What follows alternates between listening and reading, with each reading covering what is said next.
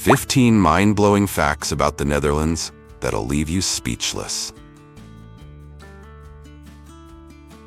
Picture this, a land where towering giants pedal through pancake-flat fields, bikes outnumber humans, and coffee flows like it's the secret to life. The Netherlands is a small country bursting with wild surprises that'll have you yelling, "Hold up, really?" We're unpacking 15 mind-blowing facts about this oddball gem, quirky, clever, and totally addictive. Hang tight till the end. Number 1 might just spark your next adventure. Love epic reveals? Hit that like button, subscribe for more, and drop a 1 in the comments if you're ready to lose your mind.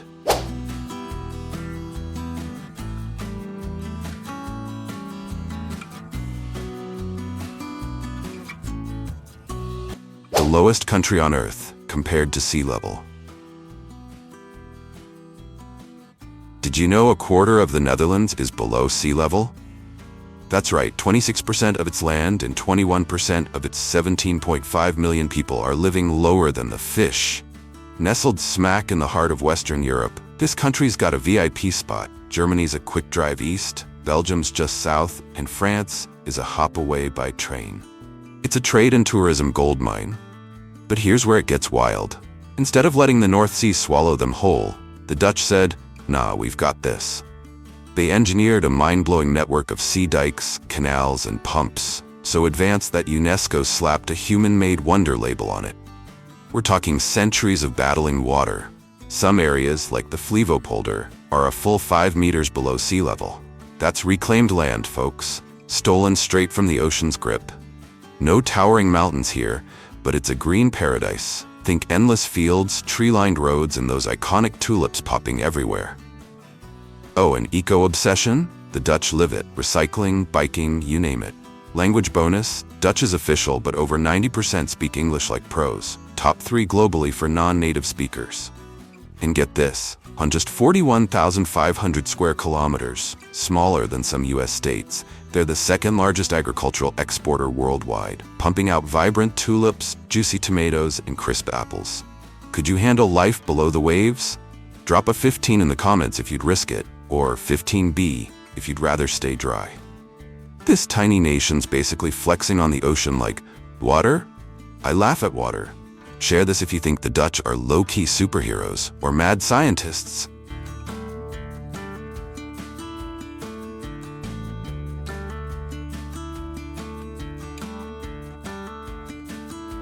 The largest and most advanced sea defense system on the planet.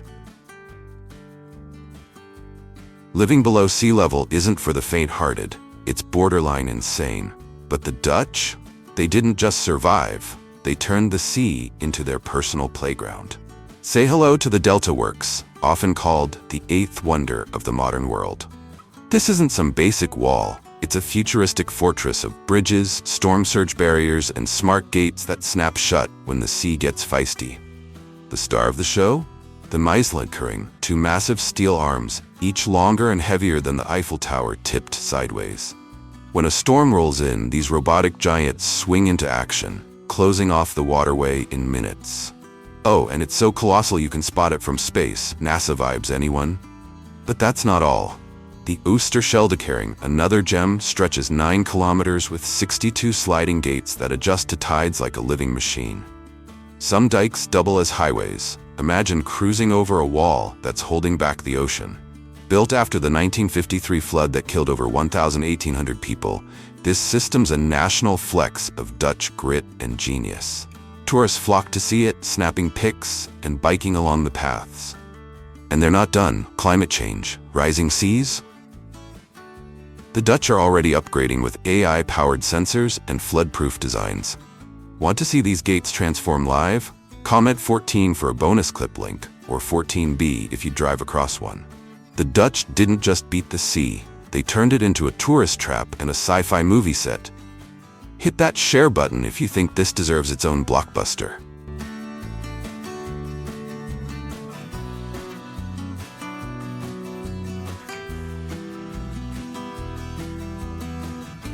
Some of the most beautiful and fascinating women in the world. Stroll through Amsterdam and you'll spot them. Dutch women, tall, stunning, and fierce. We're talking light blonde or chestnut hair, piercing blue or gray eyes, and skin so fair it practically glows. At an average height of 5'7", they're strutting like runway models without even trying. Jeans, a long coat, and boots are all they need to slay. But it's not just the looks that'll stop you in your tracks. These women are next level. Bold, independent, and unafraid to speak their minds, they'll call it like it is without blinking. Dating a Dutch woman? Don't expect her to wait for you to pay. She's splitting the bill, and that's on day one. It's so normal here. It's practically a rite of passage. Yet, flip the script and they're the warmest, most nurturing moms. Family dinners are sacred, and their kids' happiness is everything. They've got this insane balance, fierce and free, but grounded in love. Oh, and freedom's their jam. Catch them biking through the city, gardening, or chilling with yoga, all while dodging designer labels or flashy cars. Simple? Yes. Boring? Never. Fun fact: Dutch women were among the first in Europe to push for equality. Back in the 1900s, they were already shaking things up. Guys, want the ultimate guide to charming a Dutch queen? Drop an 8 below, I'll spill the tea. Or ladies, comment 13 if you're vibing with this energy. Dutch women are basically living proof that brains, beauty, and bikes beat anything else. Share this with your crush or your girl gang.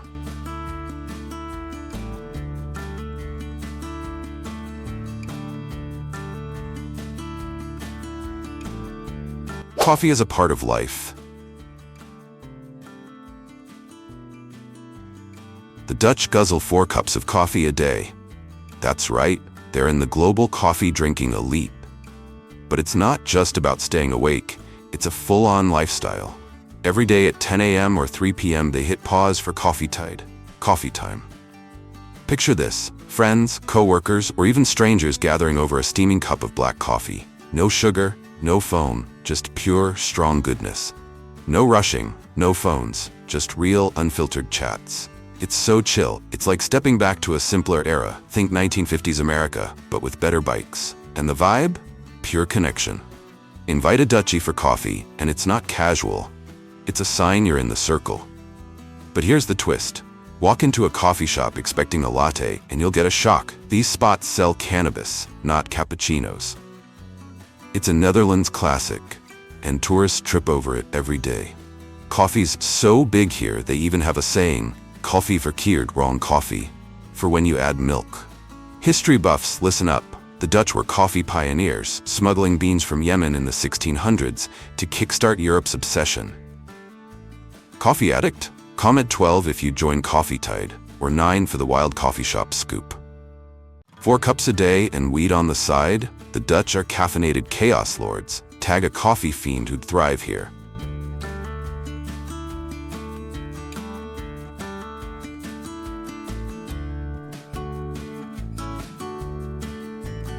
Super narrow houses. Ever seen houses so narrow they look like they're straight out of a fairy tale? Or a prank? Back in the 17th century, the Dutch outsmarted crazy property taxes based on frontage width by building tall, skinny homes, some as narrow as 2 meters wide. Picture a house squeezed between its neighbors, stretching up 4 or 5 stories with those classic gabled roofs, painted in bright reds, blues, or yellows. Inside? The staircases are so steep and tight, they're basically ladders. Good luck hauling a couch up there. It's a workout just to get to bed. Why so narrow? Merchants wanted canal access out back for trade, so they maxed out depth instead. Genius, right? And it's not just looks. Some of these homes, like the famous one at Hoogstraat 22 in Amsterdam, are tourist magnets, barely wider than a door. Then there's the water twist. Amsterdam alone has over 2,500 houseboats, real homes floating on the canals.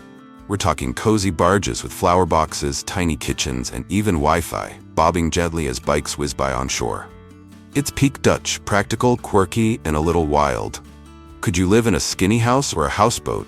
Comment 11 with your pick, or 11B if you'd trip on those stairs. These houses are so extra, they're basically Tetris IRL, and the boats? Floating flexes. Share this if you'd squeeze into either.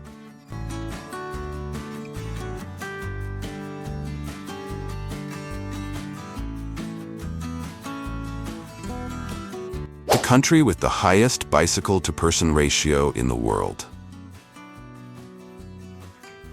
With 17 million people and a whopping 23 million bikes, the Netherlands is the undisputed bike kingdom of the planet. That's more than one bike per person. Some folks even own two, like a rusty daily rider and a shiny weekend cruiser. From CEOs pedaling to board meetings in suits, to kids biking to school, even the Prime Minister's been spotted on two wheels. Why? They've got 35,000 kilometers of bike lanes, smooth, red paths with their own traffic lights, overpasses, tunnels, and parking racks everywhere. Cars? They yield to bikes. Cyclists rule the road here. It's not just transport, it's a lifestyle. 36% of Dutchies bike daily, rain or shine. Picture this. Moms with cargo bikes hauling groceries and kids, teens racing to the market, or couples on a chill canal-side date ride. History check. Biking boomed after World War II when cars were scarce, and the Dutch just never stopped. Today, it's green glory, cutting emissions and keeping everyone fit. Bonus, cities like Utrecht have massive bike garages holding thousands of bikes, some with repair shops and cafes. Bike lover? Comment 10 if this is your paradise, or 10B if you'd rather walk. More bikes than people and lanes like highways, the Dutch are pedaling into the future. Tag your biking buddy or your lazy friend who needs this.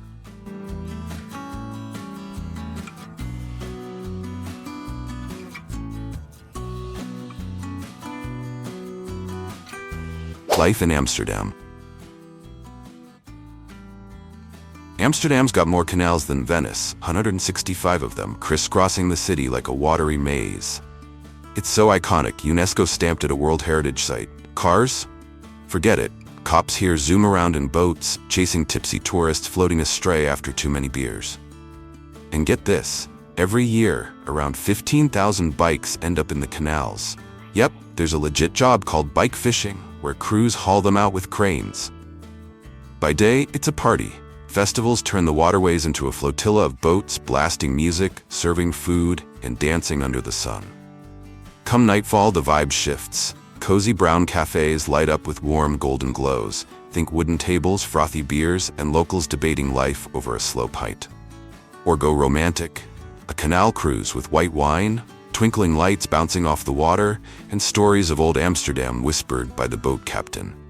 History twist. Those canals were dug in the 17th century during the Golden Age, turning swamp into a trade empire. Today, it's chill chaos. Young folks skip clubs for park hangouts, sipping beers by the water till midnight. Want the wildest Amsterdam tale, like the time a cow swam the canals?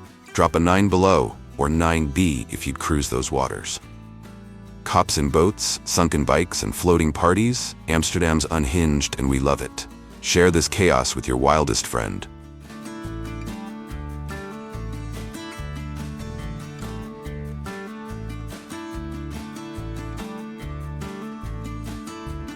Some of the most magical tourist spots on Earth. Looking for magic? Giethoorn's your spot. No roads, just glassy canals and boats gliding past thatched roof cottages dripping with flowers. Locals paddle to the store or church, living slow and quiet like time forgot them. It's nicknamed the Venice of the North, but way dreamier. Then there's Utrecht, the Netherlands' oldest city, clocking over 2,000 years. Picture medieval towers like the Dom, cobblestone streets, and hidden canal-side cafes where you sip coffee under ancient arches. It's chill history without the crowds. And don't sleep on Kinderdijk. 19 UNESCO-listed windmills from the 1700s still stand tall, once pumping water to save the land from floods. You can bike the paths, peek inside a working mill, or chat with millers who live there. It's like stepping into a Dutch painting. Fun fact, Kinderdijk's name comes from a legend about a baby's cradle floating there after a flood. Each spot's a vibe, peaceful, timeless, and Instagram ready. Which one's your dream getaway? Comment 8 with your pick, or 8B if you'd visit all three. Fairy tale villages, ancient cities, and windmill wonderlands. The Netherlands is a postcard begging to go viral. Tag your travel crew.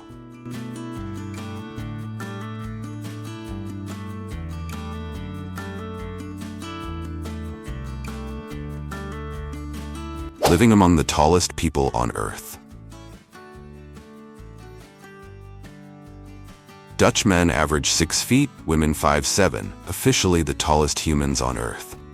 A century ago they were average, but boom, milk, cheese, and a protein-packed diet turned them into giants.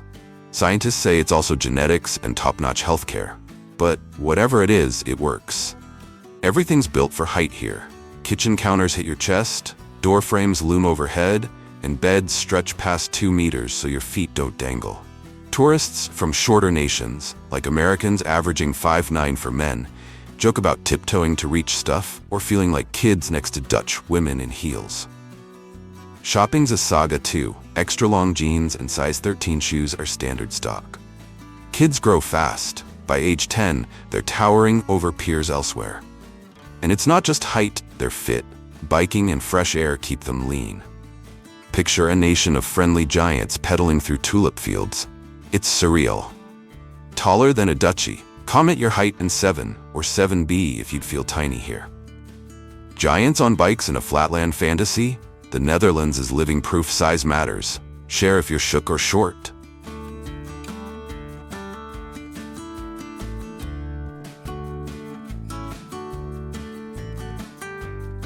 Simple yet fascinating contrasts. The Dutch pay some of the highest taxes in Europe, think 40 to 50% of their income, but they're cool with it. Why?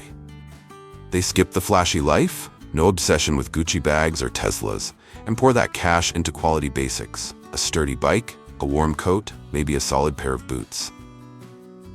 It's minimalism with a purpose, practicality rules here. But don't get it twisted, they're not cheap. They'll happily fund world-class healthcare, free education, and trains that actually run on time. Then there's the vibe. They're brutally direct. Your boss messes up? They'll call it out in a meeting. No sugarcoating. Your outfit's whack? A friend will tell you straight up. It's not rude. It's respect through honesty, and they expect it back. Picture them in cozy bars, sipping beers in hoodies and jeans, debating politics, climate change, or even pineapple on pizza. Nothing's off limits. Work's chill too. Bosses and staff argue like equals, and 9-to-5 burnout? Rare. After hours, it's outdoor movie nights, live music in parks, or late-night cafe chats. No VIP nonsense, just real life. History note, this bluntness dates back to their trading days. Straight talk built trust. Love, no BS vibes? Drop a 6 if you'd fit in, or 6B if you'd rather keep the peace. Tax to the max, but chill AF. The Dutch are paradox kings living the simple dream. Tag a minimalist or your most honest friend.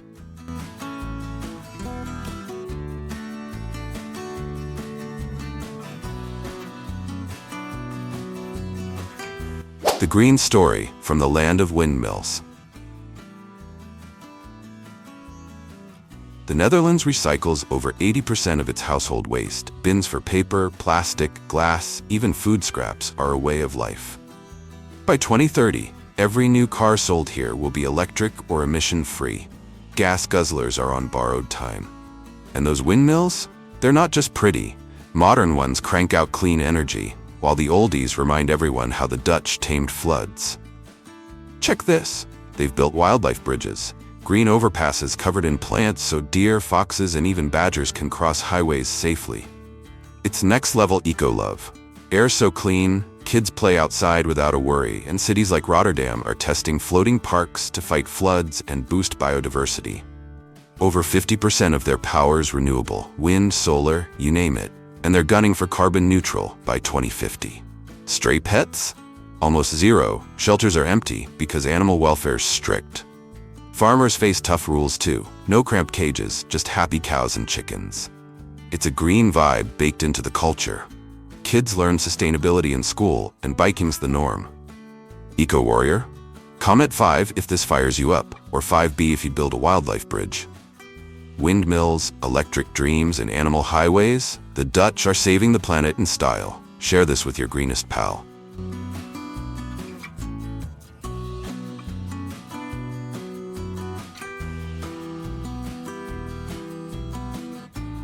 Unique vegetables. King's Day on April 27th is pure madness. Everyone rocks orange for the royal fam, turning streets, canals, and even rooftops into a sea of chaos. Picture millions chugging beers, over 5 million liters in a day, dancing to DJs, and haggling at flea markets where kids sell old toys. Boats jam the canals, blaring music, and the next day, spotless, volunteers scrub it clean like nothing happened. Then there's tulip season. Keukenhof's the star, open just 8 weeks with 7 million blooms in insane designs, from rainbow mazes to Van Gogh-inspired art. Over 1 million visitors flood in, snapping pics of rare black tulips or 17th century breeds. And the Blumen Corso? A flower parade where floats, think dragons or castles, get draped in fresh petals, rolling from Noordwijk to Haarlem as crowds cheer. It's a sensory overload. Petals fall like confetti, and the air smells like spring on steroids. History bit. Tulips sparked tulip mania in the 1630s, when bulbs cost more than houses. Party or petals? Comment 4 with your vibe, or 4B if you'd rock orange. Orange insanity and flower float fever. This is viral gold. Tag a festival freak or your flower-obsessed aunt.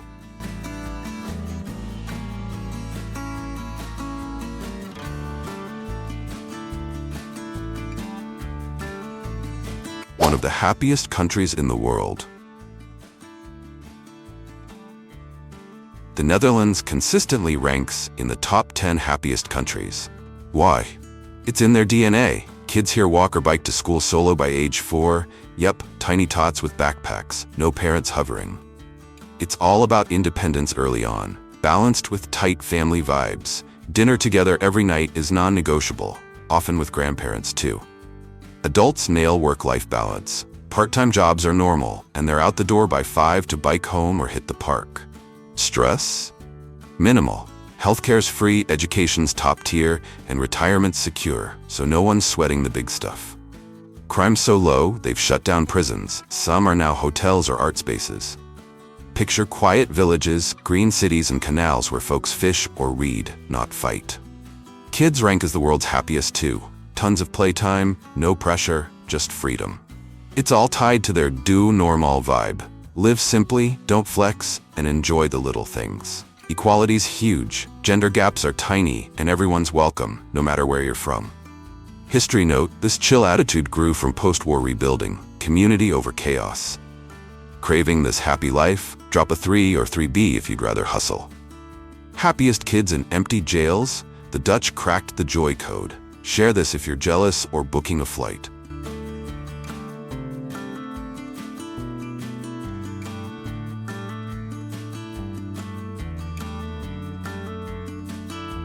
Dutch cuisine as simple as its people. Dutch food's all about no-fuss flavor, starting with cheese, their national obsession. They chow down 37 pounds a year. Gouda and Edam reign supreme, aged to perfection. Locals slice it thick for sandwiches or gnaw chunks like apples. Markets have wheels stacked high since the Middle Ages. Then there's stroopwafels. 2 thin waffles glued with gooey caramel. Pro tip, rest one on your tea till it melts, then savor the sticky bliss. Cafes sell them fresh, and tourists go wild. Stampot's the winter MVP. Mashed potatoes mixed with kale or carrots, topped with smoky sausage. It's hearty, warm, and screams comfort. Grandmas have been dishing it for centuries. Lunch? Simple. Bread, cheese, maybe an apple, washed down with coffee or milk. No spicy frills or fancy sauces, just pure, practical eats. Fun fact, the Dutch sparked the global cheese trade in the 1600s, and their herring stalls, raw fish with onions, are a street food rite of passage. It's not Michelin star bold, but it's honest and hits the soul. Cheese or waffles, your pick? Comment 2, or 2B if you'd try that herring. Biting cheese like fruit and waffles on tea? Only the Dutch could make simple this epic. Tag a foodie or snack lover.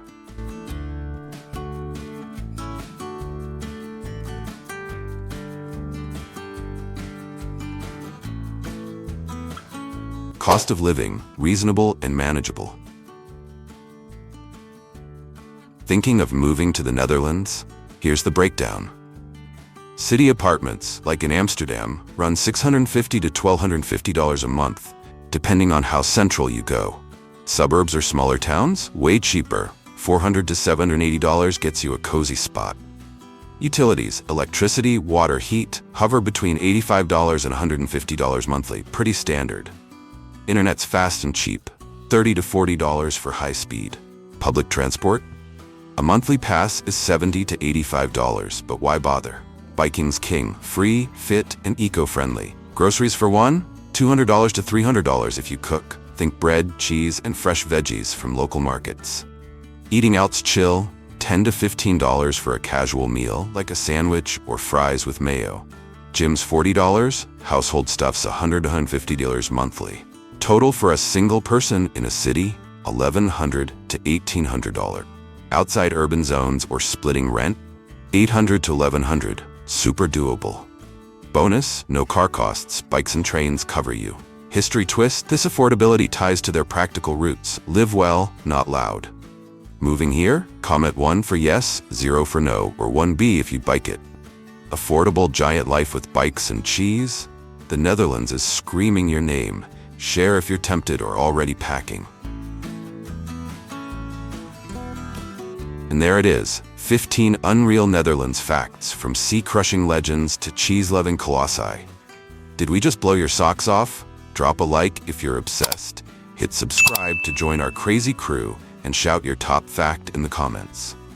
Want more epic adventures? Ring that bell. Our next drop's gonna be nuts. See you there.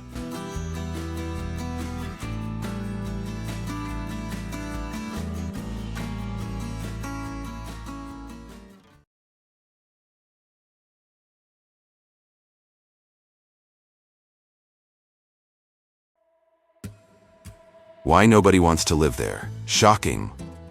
What if I told you that beneath the glitz and glamour of Las Vegas lies a world so shocking it would make you question everything you know about Sin City? From its mafia-driven history to people living in tunnels beneath the casinos, this is the real face of Vegas they don't want you to see. Stick around, because what we're about to reveal will blow your mind. Welcome to our channel, where we uncover the hidden truths and untold stories from around the world. Today, we're diving deep into the dark side of Las Vegas. Known as the entertainment capital of the world, this city hides secrets that will leave you speechless.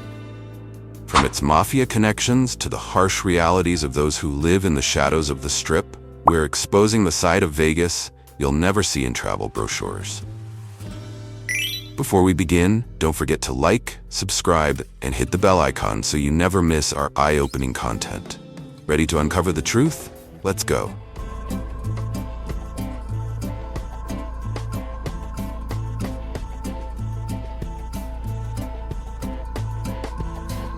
The city that shouldn't exist.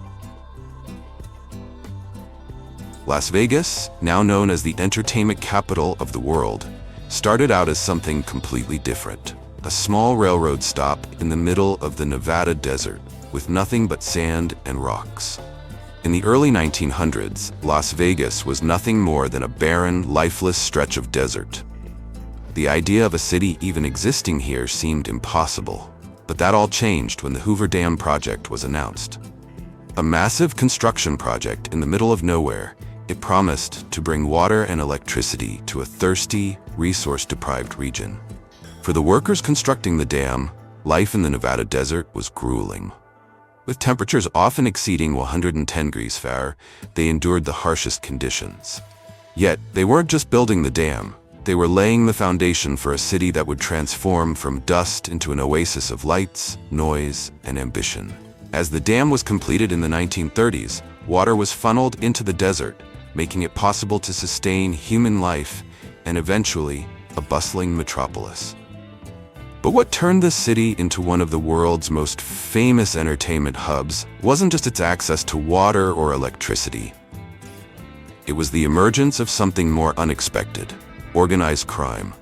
The criminal element saw potential in the city's burgeoning economy, and Las Vegas quickly became a haven for those looking to launder money, making it the first American city to be built not on hope and prosperity, but on corruption and criminal activity.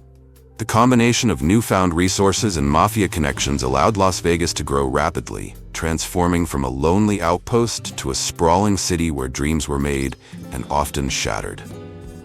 How did a tiny railroad stop in the desert grow into a city filled with towering buildings and dazzling lights? Stay with us because the story gets even more surprising.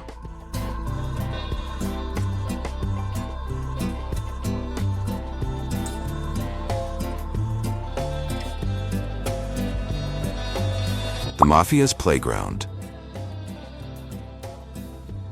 Las Vegas wasn't just known for its luxurious casinos and hotels, it also had a history full of crime and mafia influence. In the 1940s and 1950s, mafia families from Chicago and New York realized that Las Vegas could be the perfect place to launder money through extravagant casinos. Picture yourself walking into the Flamingo Hotel, one of the first luxurious hotels in the city. What you don't know is that this hotel, which became a symbol of Vegas opulence, was built with mafia money. The mastermind behind it was Benjamin "Bugsy" Siegel, a ruthless mobster who dreamed of turning the desert into a glitzy playground for the rich and powerful.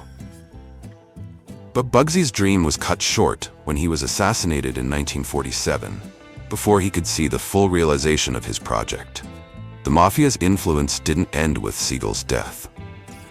It permeated every corner of the city, from the neon lights of the Strip to the political backrooms where shady deals were made.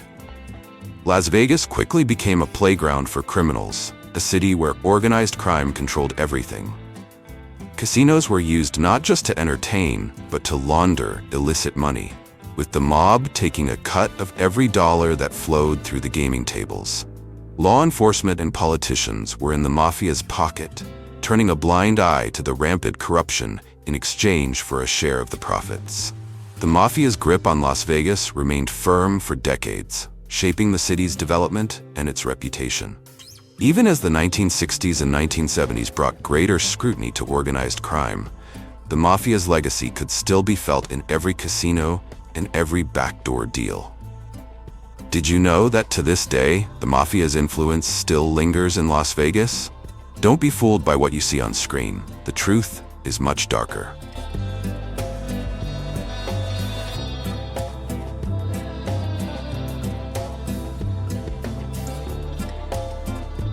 The tunnels underneath. But Las Vegas isn't just about bright lights and glamorous casinos. There's a whole other world beneath the streets of the city. The tunnels under Las Vegas, originally designed to prevent flooding, have now become home to the homeless. Above ground, tourists are dazzled by the never-ending neon lights and the sounds of slot machines ringing in the air. But below, a very different world exists.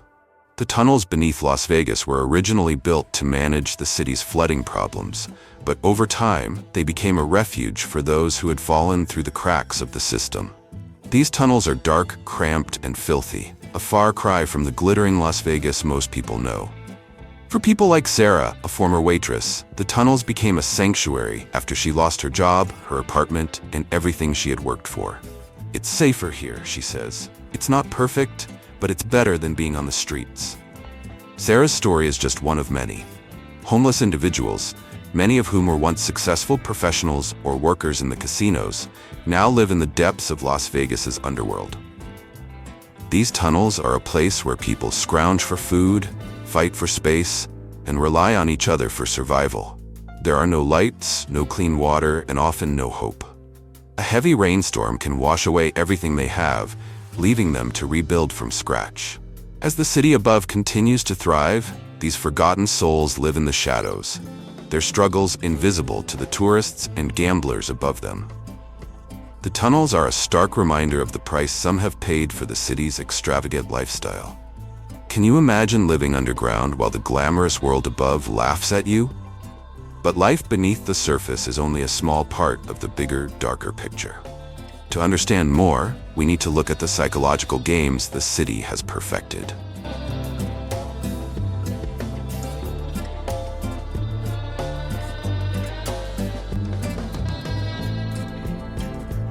Psychological manipulation in casinos. Las Vegas isn't just a place where you lose money.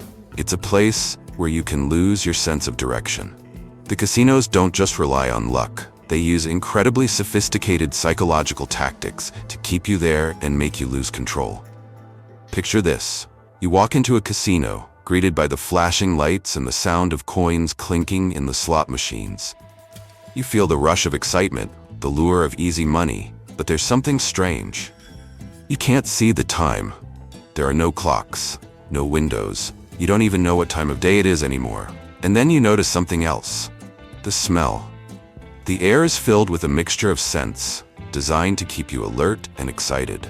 Everything about the casino is created with one purpose: to keep you inside, to make you lose track of time, and to keep you gambling longer than you intended. The floor is deliberately designed in a way that keeps you wandering, with no clear exits in sight. It's easy to get lost in the maze of slot machines and card tables, and even easier to forget why you came in the first place. The layout, lighting, and sounds all play on your senses, making you feel more energized and eager to place another bet. It's a psychological trick designed to wear you down, to make you think you're just one spin away from hitting it big. As you keep playing, the losses add up, but the thrill of the game keeps you hooked. The longer you stay, the less likely you are to leave with money in your pocket.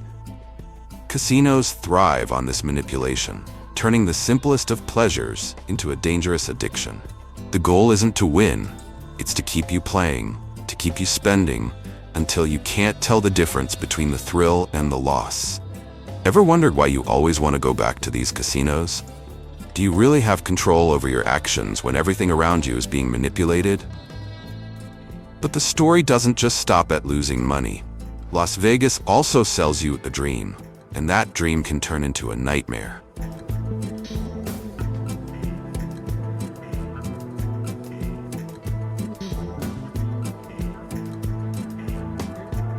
The American dream gone wrong. Las Vegas is a place where people come to chase their dreams, but for many, that dream has turned into a nightmare. While the city promises quick wealth, the cost of living here is extremely high, and low-paying jobs dominate the local economy. Despite its glamorous facade, the reality for many residents is far from the bright lights they were promised.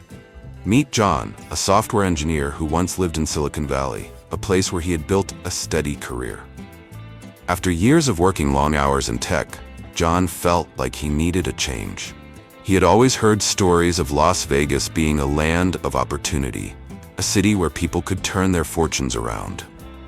So, with high hopes and excitement, he packed his bags and moved to Sin City. Initially, life seemed promising. John rented a small apartment and found work as a valet driver at a prestigious casino, but the costs started to add up quickly. Rent in Las Vegas is high, and wages for jobs in the service industry are low.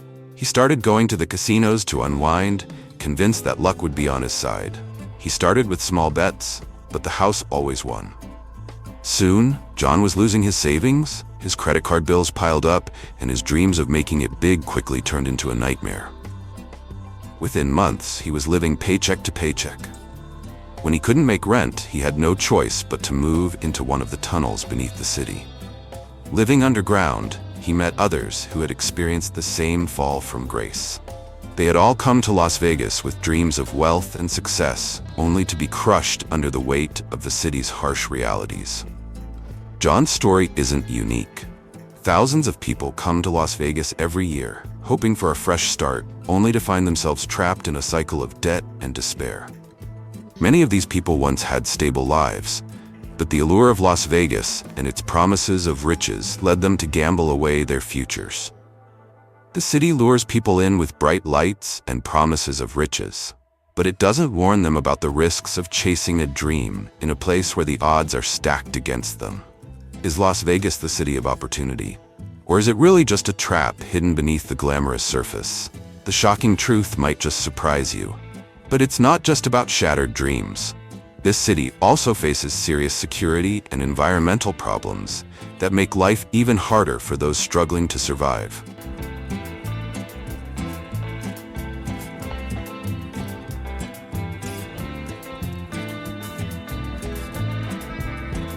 crime and safety concerns. While the Strip is heavily policed, other parts of Las Vegas tell a different story. High crime rates plague the city's outskirts, with issues ranging from theft and assault to gang activity. Tourists rarely see this side, but locals live with it every day. While Las Vegas presents itself as a city of endless fun and excitement, the reality of safety for many residents is far from glamorous. When you think of Las Vegas, you likely imagine the glitzy hotels, bright neon lights, and tourists strolling along the Strip. But behind that glittering facade lies another side of the city, where crime runs rampant and safety is an everyday concern. Take the story of Emily, a local woman who worked as a waitress on the Strip. While her job seemed like an easy way to make a living, she was always on edge. Emily's apartment complex was located just a few blocks off the Strip, in an area plagued by frequent break-ins and violent crime. On several occasions, she had to walk home late at night, constantly looking over her shoulder, knowing that in this part of the city, safety was never guaranteed. Gangs operate openly in some neighborhoods, and many residents live in constant fear of becoming victims of crime. It's not uncommon for tourists to be unaware of the dangers lurking just outside the tourist district. They see the shiny casinos and vibrant nightlife, but they rarely see the hidden pockets of the city where crime thrives. Las Vegas is infamous for its Sin City reputation, but it seems that this nickname is more than just an image. The city's criminal activity is a significant problem, and it has reached a point where the crime rate in certain neighborhoods rivals those of much larger cities. The allure of the casino and entertainment industry often overshadows the daily struggles of those who live in the less glamorous parts of Las Vegas. Is the Sin City moniker more accurate than we think? The stats say yes, and it's not just about gambling anymore. But crime isn't the only challenge this desert city faces. Let's talk about its environmental future, because the next issue could determine whether Las Vegas survives in the long run.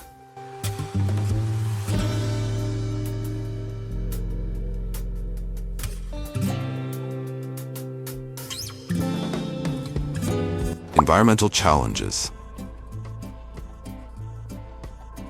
Las Vegas is in the middle of a desert, and water is a precious resource. The city's growth has put immense strain on its environment. Lake Mead, the largest reservoir in the US and a critical water source for Vegas, is drying up at an alarming rate. Las Vegas has always been a symbol of excess, from the lavish hotels to the enormous water fountains.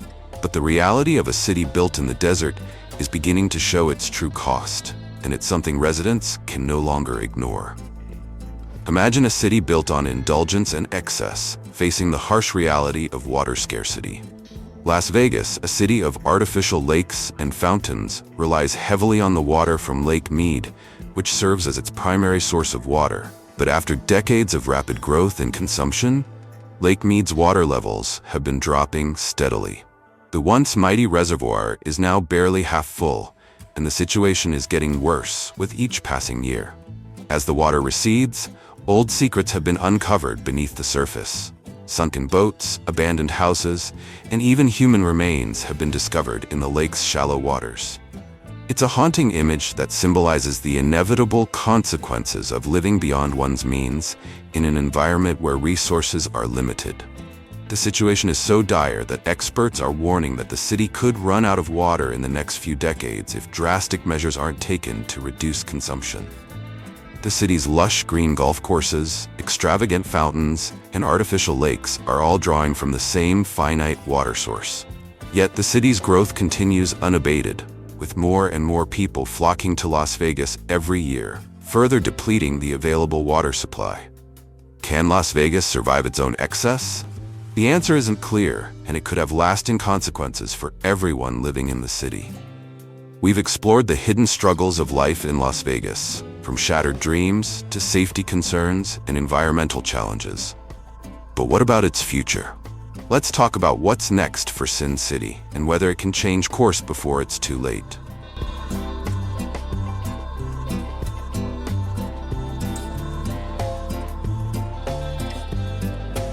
Las Vegas might be a city of dreams, but it's also a city of harsh realities.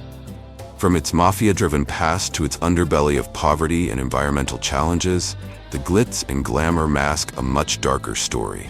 Which part of Las Vegas's dark side surprised you the most? Let us know in the comments below. Don't forget to like, share, and subscribe to our channel for more shocking revelations and untold stories. Hit the bell icon so you don't miss our next video. Trust me, it's going to be even more eye-opening.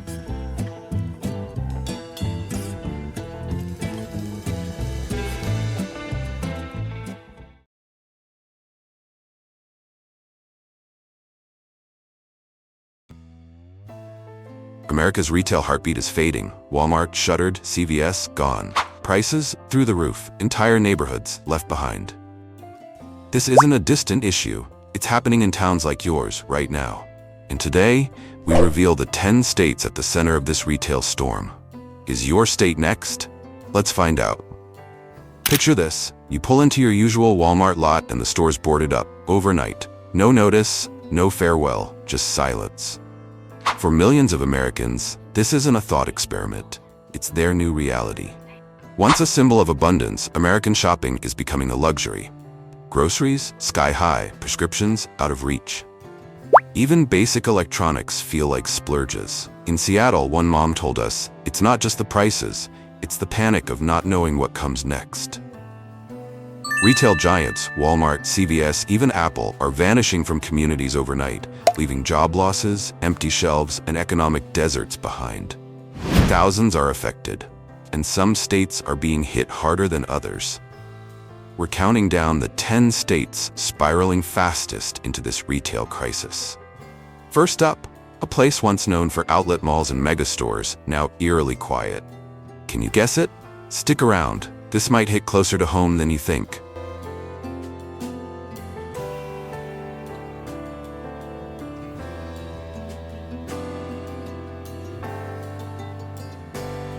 New York. New Yorkers, do you remember the chaos of weekend shopping at Target in Brooklyn? Or the joy of picking out Christmas decorations at Best Buy with your family?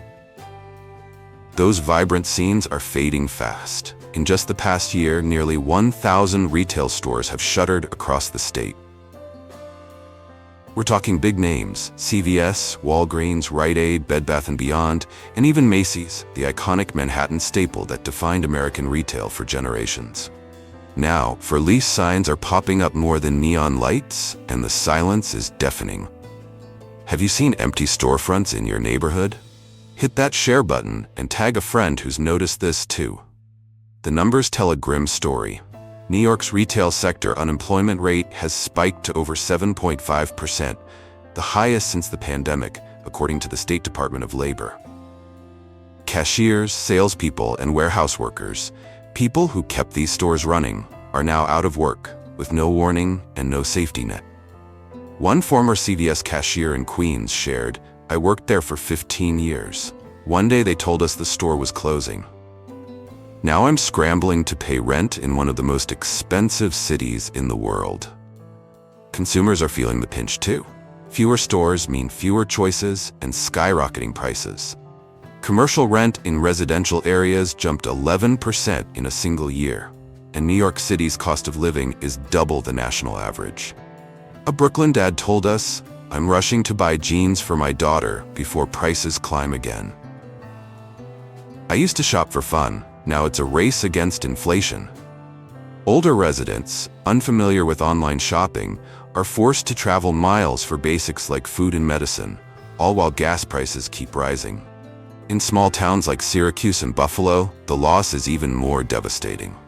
Rural Walmarts and dollar stores were lifelines for low-income families. Now, some communities have no grocery stores within a 20-mile radius. One Syracuse grandma said, "I used to walk to Walgreens for my heart medication. Now I rely on my neighbor's car, but she's struggling too." Have you lost a local store? Share your story in the comments. Some New Yorkers are stockpiling to beat price hikes. A Staten Island couple said, "We're hitting Costco every month, loading up on emergency supplies, canned goods, toiletries, you name it. It's the only way to stay ahead." Are you stockpiling too? Let us know what's in your cart. Here's the real gut punch. New York's financial markets are booming, and corporations are raking in profits. Yet loyal neighborhoods are being abandoned without a word. If the nation's commercial capital can't keep its stores open, what's happening in smaller, less powerful states? Let's head west to find out.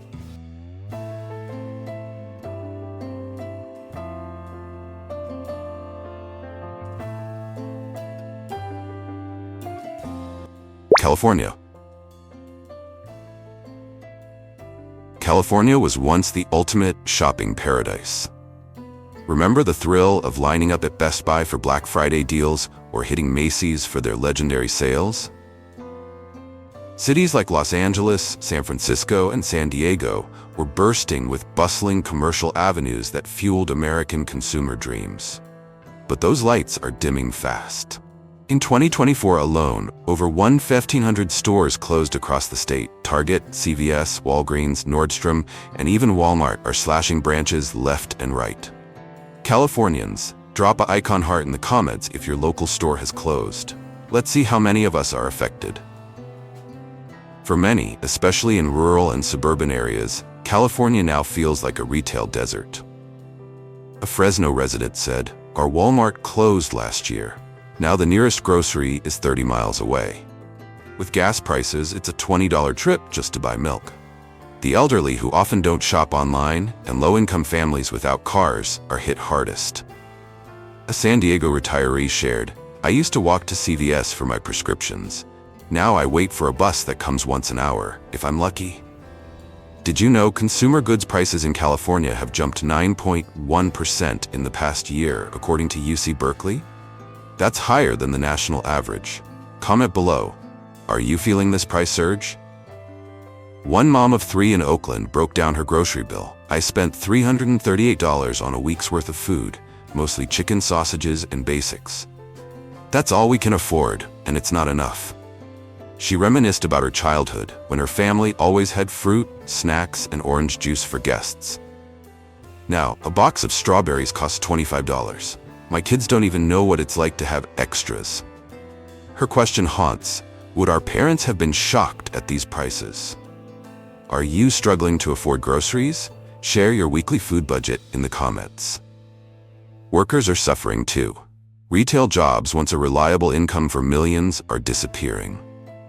A former Target employee in Sacramento said, "I was let go when our store closed. At 55, it's nearly impossible to find another job. Companies are replacing us with AI or cutting back entirely."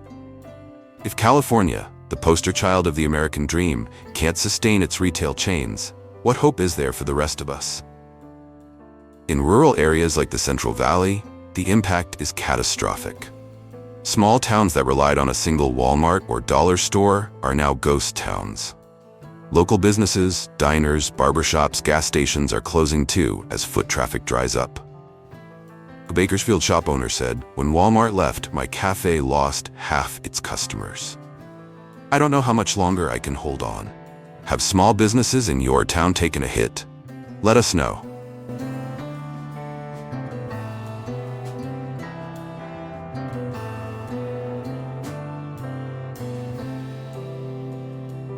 Texas.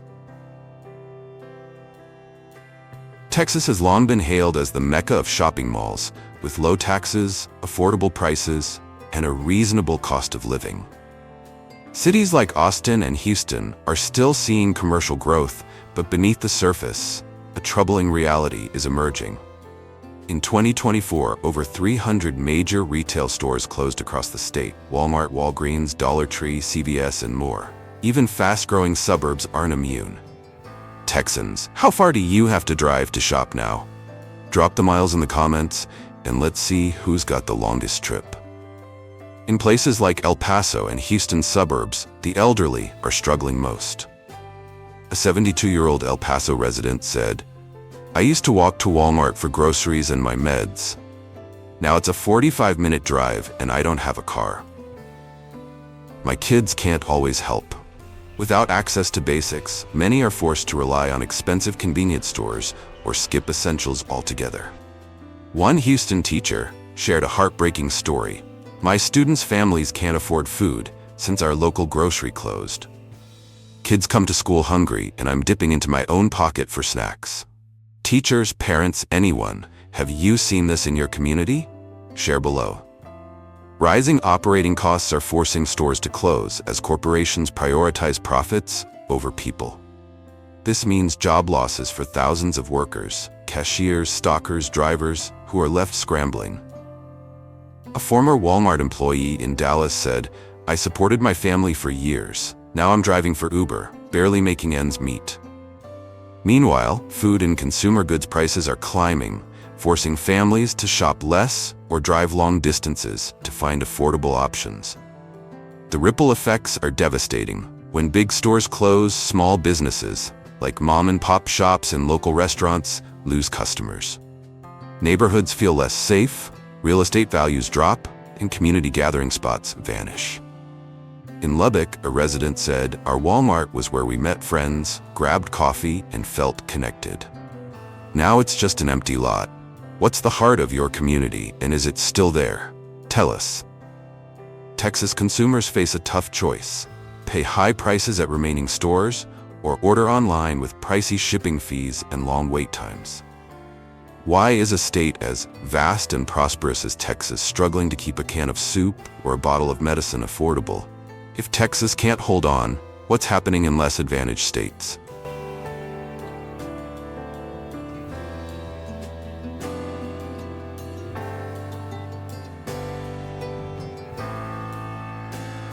Mississippi. In Mississippi, Walmart wasn't just a store, it was the soul of the community. Families shopped, friends chatted, and neighbors connected. But now, those hubs are disappearing. In the past 18 months, over 700 retail stores have closed statewide, including Dollar Tree, CVS, Walgreens, and even Walmart. Shockingly, 40% of rural counties are now food deserts, with no large-scale grocery stores for miles. Mississippians, share a memory of your local Walmart or dollar store in the comments. Let's keep those moments alive. The reasons are complex. High taxes, outdated infrastructure, and a lack of state policies to retain businesses are driving retailers away. Add to that a mass exodus of young people, leaving behind aging communities with limited purchasing power. A Tupelo resident said, "Our town is mostly seniors now. We don't have the population to keep stores open, but we still need them." Did you know basic expenses like diapers, food, and medicine have jumped 10 to 20% in Mississippi? How are you coping with these prices? Drop your tips in the comments. For workers, store closures mean more than inconvenience. They're losing their livelihoods. Thousands who worked at local stores are now unemployed, often without benefits. A former Dollar Tree cashier in Jackson said, "I was the breadwinner for my family. Now we're behind on bills, and there's no jobs hiring." Consumers are struggling too, forced to buy from overpriced stores or drive long distances. A mom in Biloxi said, "I spent $50 on a small bag of groceries, mostly canned goods. My kids need fresh food, but we can't afford it." The impact on kids is heartbreaking. Cheap, nutrient-poor meals are becoming the norm, threatening the health of the next generation. A pediatrician in Hattiesburg warned, "We're seeing more kids with diet-related issues, obesity, diabetes, because families can't access affordable, healthy food." Parents, are you worried about your kids' nutrition? Share your thoughts below. When profit is the only priority, entire communities are left without options. CEOs call these closures necessary. But what's necessary about abandoning people who need a modest store to survive? Mississippi's story is a warning for us all. We've covered 4 states, but 6 more are facing this retail nightmare. Which ones are next? And is your state on the list? Keep watching to find out. From New York to Mississippi, millions are losing access to life's essentials. It's not just about stores, it's about jobs, hope, and feeling valued. Which state are you in? Are your stores still open? Share your story in the comments.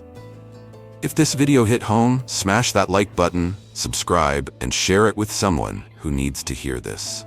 Let's get 10,000 likes to spark a nationwide conversation.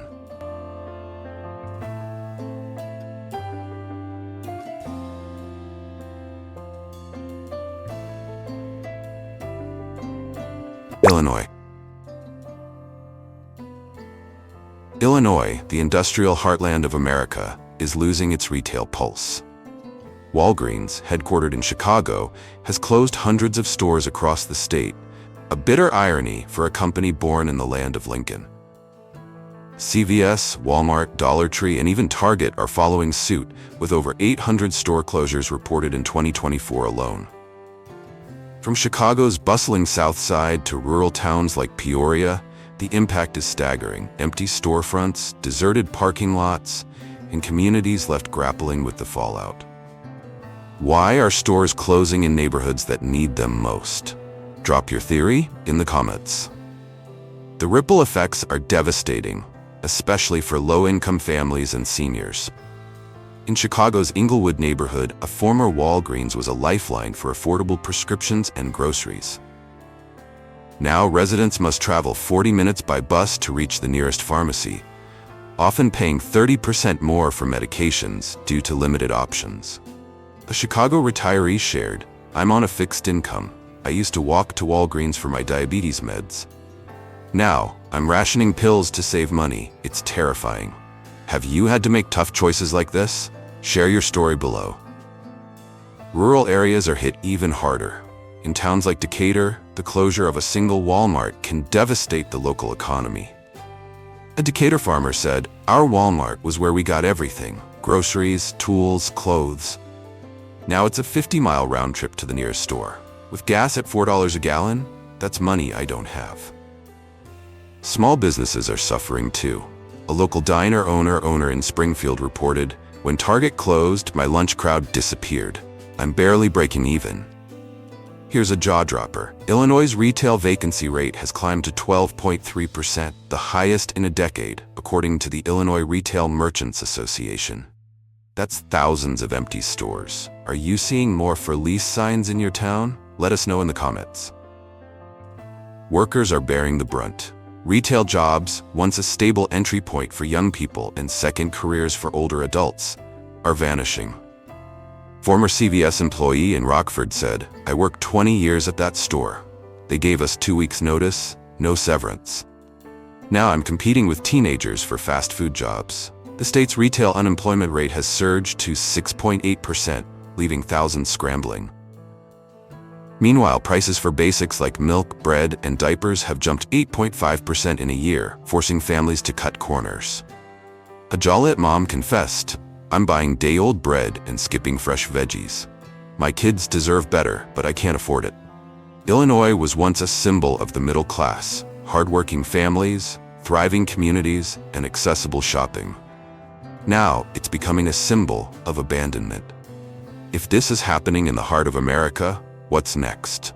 Drop an icon heart in the comments if your local store has closed, and let's show the world how widespread this is.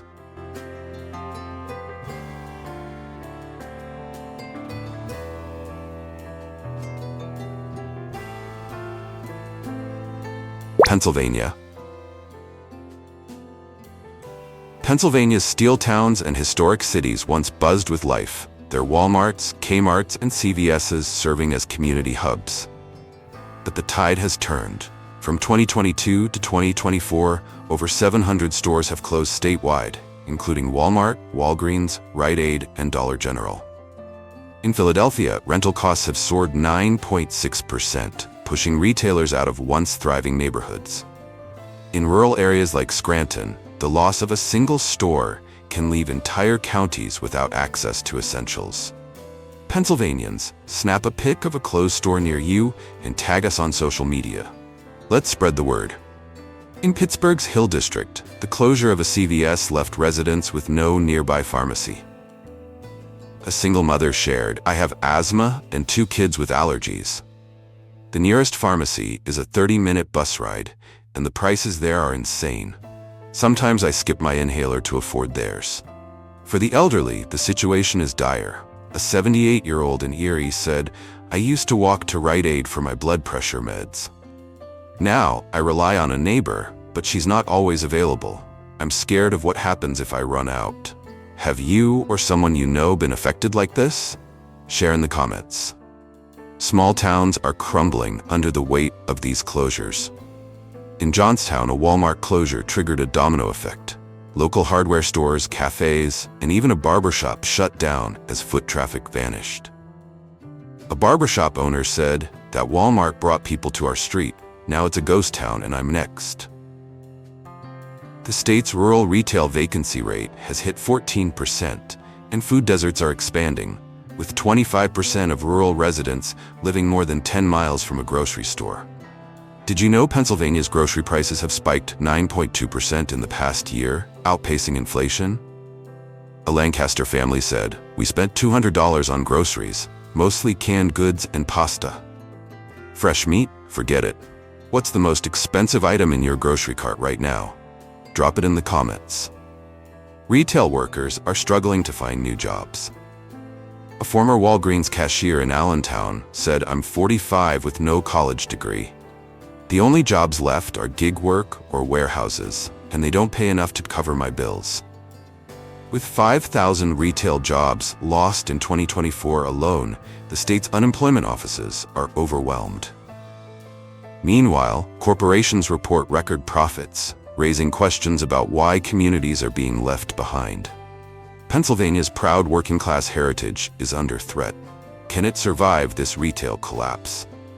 If you're in Pennsylvania, let's make some noise. Share this video with a friend who's lost a local store, and let's hit 5,000 likes to shine a light on this crisis.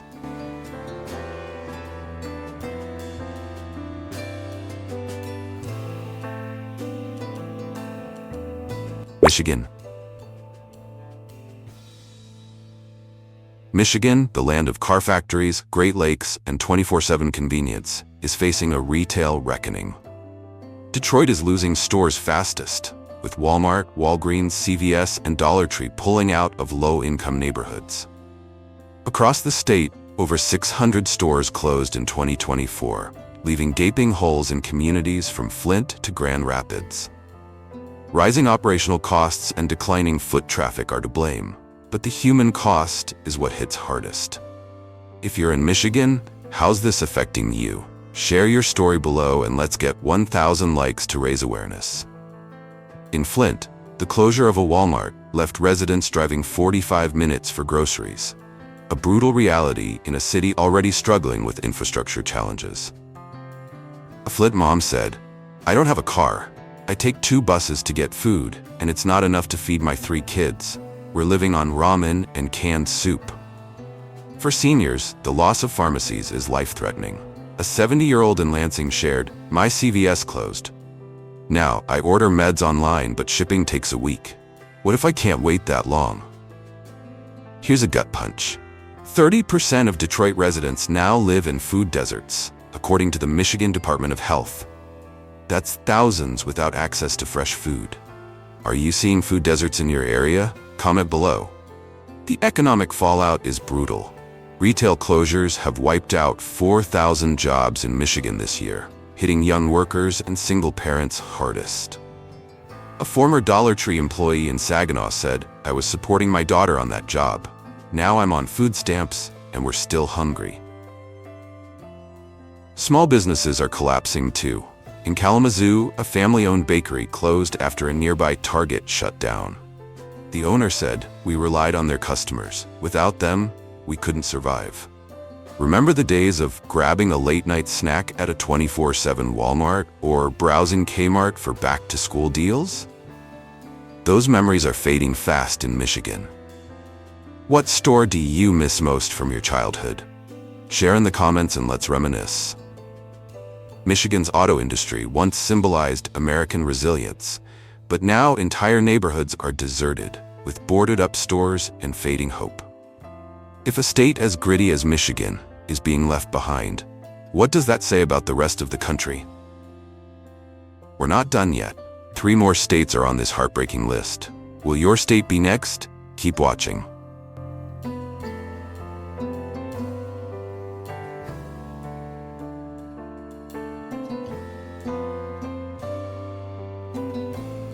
Georgia. Georgia's small towns and vibrant cities once thrived on the convenience of Dollar General, CVS, Walmart, and Kroger. But now, hundreds of stores have vanished, with over 500 closures in 2024 alone. Georgia's small towns and vibrant cities once thrived on the convenience of Dollar General, CVS, Walmart, and Kroger. From rural counties to Atlanta's suburbs, the loss of these stores has left 20-mile gaps to the nearest grocery, turning shopping into a grueling ordeal for many. Georgians, what store do you miss most? Comment below and let's reminisce. In rural areas like Macon County, the closure of a Dollar General was a death knell for the community. A local pastor said, "That store was our only place for groceries and basics. Now families drive 25 miles to shop, and many can't afford the gas." Low-income residents are turning to overpriced convenience stores, where a loaf of bread can cost $5. A Savannah mom shared, "I spent $60 on a bag of groceries, mostly snacks and cereal. My kids ask for fruit, but it's too expensive." Have you had to cut back on fresh food? Share your grocery struggles below. Did you know Georgia's rural areas have seen a 15% increase in food insecurity since 2022, according to the Georgia Food Bank Association? That's thousands of families going hungry. How are you coping with rising food costs? Drop your tips in the comments. Workers are reeling from the closures. Retail jobs, a lifeline for Georgia's working class, are disappearing. A former Walmart cashier in Augusta said, "I lost my job when our store closed. Now I'm cleaning houses, but it's not enough to cover rent and childcare." With 3,500 retail jobs lost this year, families are falling behind on bills. Small businesses are hurting too. In Albany, a hardware store owner said, "When CVS left, our foot traffic dropped by half. I'm selling online now, but it's not the same." The impact on kids is heartbreaking. In Columbus, a teacher noticed her students coming to school without lunch. "Their parents lost access to our local grocery store," she said. "I'm buying snacks for the class, but it's not enough." Teachers, parents, have you seen kids going hungry in your community? Share your story below. Georgia's warm southern hospitality is being tested as communities lose their gathering spots. When profit-driven corporations abandon towns, they take more than just stores. They take away hope. If Georgia, a state of growth and opportunity, is struggling, what's happening elsewhere? When profit-driven corporations abandon towns, they take more than just stores. They take away hope. Georgians, let's make this go viral. Share this video with someone who's lost a local store, and let's hit 10,000 views to spread the word.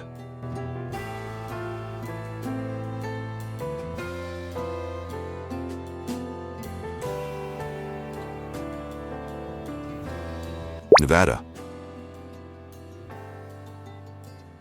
Nevada's Las Vegas Strip dazzles with neon lights and endless entertainment, but just 20 minutes away, the reality is grim. Walmart, Walgreens, Target, and Dollar General are vanishing, with over 410 stores closed across the state in the past 2 years. Shockingly, 25% of retail space in suburban and rural areas now sits vacant, turning once thriving shopping centers into eerie ghost towns. From Henderson to Reno, Nevada's communities are grappling with the loss of access to essentials. Nevada viewers, share this video with a friend who's lost a local store. Let's get this to 10,000 views. The impact is hitting hardest for night shift workers, seniors, and low-income families. In North Las Vegas, a casino worker said, "I work graveyard shifts and used to grab groceries at Walmart on my way home.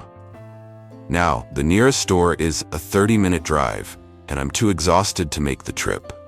For seniors, the loss of pharmacies is a crisis.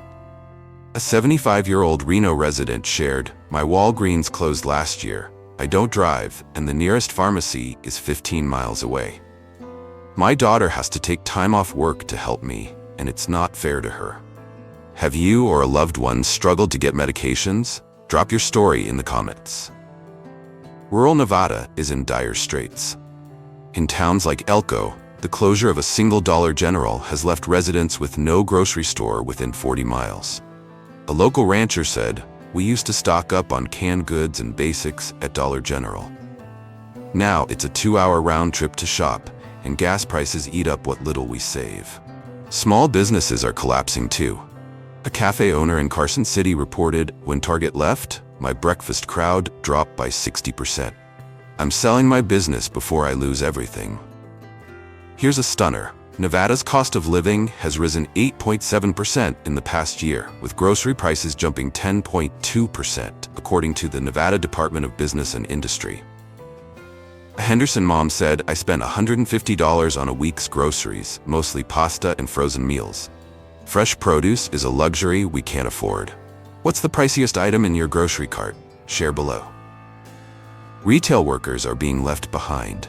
With 2,800 retail jobs lost in 2024, many are turning to gig work or leaving the state altogether. A former Target employee in Sparks said, "I was let go with no warning. At 50, I'm driving for DoorDash, but it barely covers my rent." Meanwhile, the state's retail vacancy rate has hit 13.5%, and food deserts are expanding, with 20% of rural Nevadans living more than 10 miles from a grocery store. Las Vegas may never sleep, but its quiet communities are being forgotten. Nevada's glitz hides a harsh truth. While tourists flock to the Strip, locals are struggling to buy milk or medicine. If a state built on prosperity can't keep its stores open, what hope is there for others? Drop a cyan heart in the comments if your local store has closed, and let's show how widespread this crisis is. Let's make some noise, Nevada!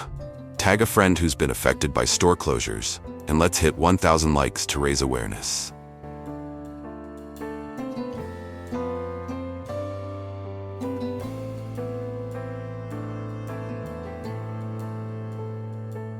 Ohio. Ohio, the heartland of America, was once a beacon of stability, with bustling Walmarts, CVS's, and Dollar Trees anchoring communities from Cleveland to Cincinnati. Now, those anchors are being ripped away. Over 650 stores have closed across the state in 2024, including Dollar Tree, CVS, Walgreens, and Walmart, with low-income areas hit hardest. Neighborhoods are turning into retail deserts, leaving families, seniors, and workers struggling to survive. Ohioans, are your stores still open? Comment your city and let's map this crisis together. In Youngstown, a 70-year-old retiree shared a heartbreaking story. "My Walmart closed last year. I live alone, no car, and the nearest grocery is a 20-mile bus ride. I'm eating canned soup because it's all I can carry." For families, the situation is just as dire. An Akron mom said, "I can't afford both food and medicine. My grocery bill was $180 for a week, mostly bread and peanut butter. My kids haven't had fresh fruit in months." Have you had to make tough choices between food and other essentials? Share below. Rural Ohio is being hollowed out. In towns like Zanesville, the closure of a Dollar Tree left residents with no store within 30 miles. A local farmer said, "That store was our lifeline for groceries and farm supplies. Now we're spending $50 in gas just to shop." Small businesses are collapsing too. A diner owner in Dayton reported, "When CVS closed, my lunchtime crowd vanished. I'm down to 3 customers a day." The state's retail vacancy rate has climbed to 11.8%, and 15% of rural Ohioans now live in food deserts. Did you know Ohio's grocery prices have surged 9.5% in the past year, according to the Ohio Department of Commerce? A Toledo family said, "We're spending $200 a week on basics, no meat, no extras. It's not enough to feed our family of 5. What's your weekly grocery budget? Drop it in the comments. Retail workers are facing a bleak future. With 4,500 retail jobs lost in 2024, many are turning to low-paying gig work or leaving Ohio entirely. A former Walgreens employee in Columbus said, "I worked there for 12 years. Now I'm delivering pizzas, but it doesn't cover my bills." The ripple effects are devastating. Neighborhoods feel less safe, property values are dropping, and community gathering spots are disappearing. A Cleveland resident said, "Our Walmart was where we met friends and felt connected. Now it's a vacant lot, and our town feels empty." The impact on kids is gut-wrenching. A Cincinnati teacher shared, "My students come to school hungry because their parents can't access affordable groceries. I'm buying granola bars out of my own pocket, but it's not enough. Teachers, parents, have you seen kids struggling in your community? Share your story below. Ohio's proud heartland spirit is being tested. Store closures aren't just about business, they're breaking communities, families, and dreams. If Ohio, the backbone of America, is crumbling, what does that mean for the rest of us? We've covered all 10 states, but the story doesn't end here. What's causing this crisis, and how can we fight back? Stay tuned for next week's video. You won't want to miss it.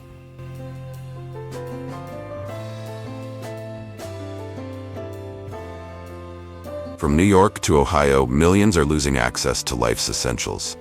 It's not just about stores, it's about jobs, hope, and feeling seen. Which state are you in? Are your stores still open? Share your story below. If this video hit home, smash that like button, subscribe, and share it with someone who needs to hear this. Let's spark a conversation. This video uses public data from articles, reports, and social media for analysis. It's for informational purposes only, not to attack any group or business. Our goal? To spark critical thinking and community dialogue. Next week, we're diving into what you can do to fight back against this retail crisis. Stay tuned, you won't want to miss it.